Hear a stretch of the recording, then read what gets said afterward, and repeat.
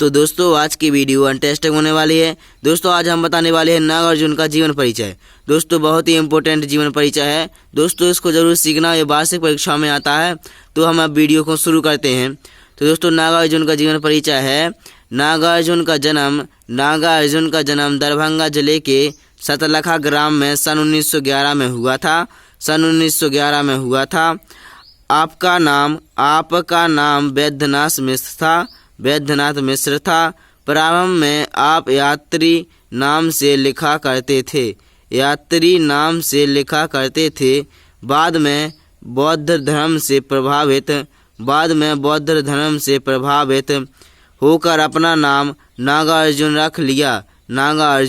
रख लिया। आपकी प्रारंभिक शिक्षा संस्कृत पाठशाला में हुई। आपने अपने देश विदेश में घूमते हुए कई भाषाओं का ज्ञान प्राप्त किया। सन 1998 में आपका निधन हो गया।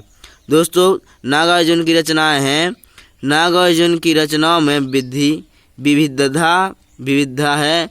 उनमें जीवन की कठोर यथार्थ तथा स्निग्ध कल्पना का अद्भुत समन्वय हुआ है। आपकी प्रमुख रचनाएं अग्र प्रकार हैं।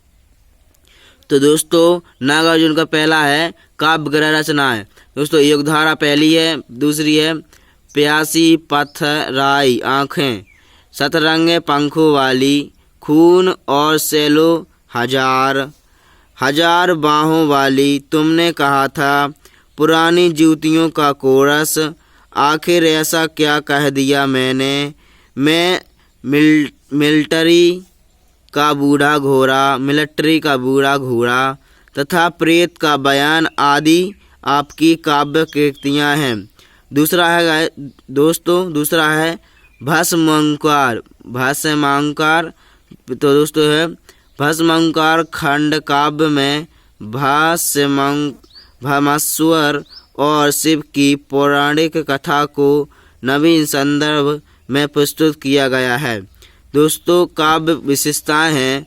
नागार्जुन की काव्य विशेषताएं। नागार्जुन का काव्य भाव एवं कला की दृष्टि से उत्कृष्ट है।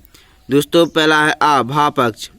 विद्रोह का स्वर नागार्जुन की शोषितों के प्रति महानुभूति रही है। उन्होंने हर स्तर पर शोषण का विरोध तीखे शब्दों में किया है। दोस्तों दूसरा है प्रगति चित्रण।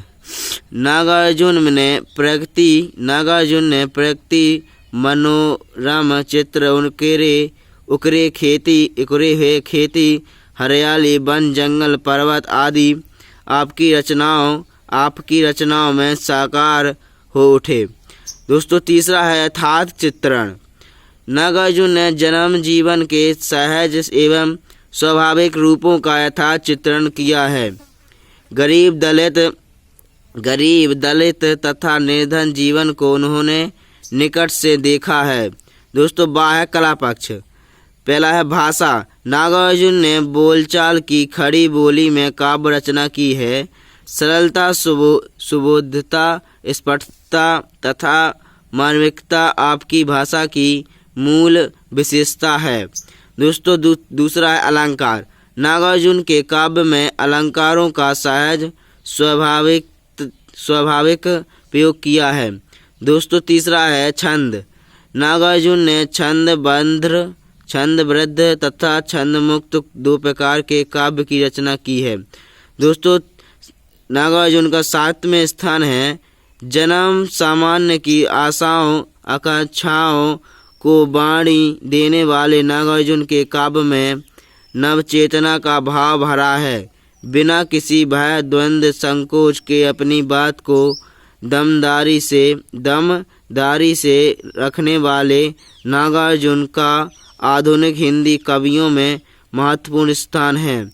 अपनी सपाट बयानी के लिए वे निरंतर याद किए जाएंगे। दोस्तों अगर वीडियो पसंद आए चैनल को लाइक करना, चैनल पर नए हो सब्सक्राइब करना, शेयर करना। तो मिलते हैं जल्दी नेक्स्ट वीडियो में।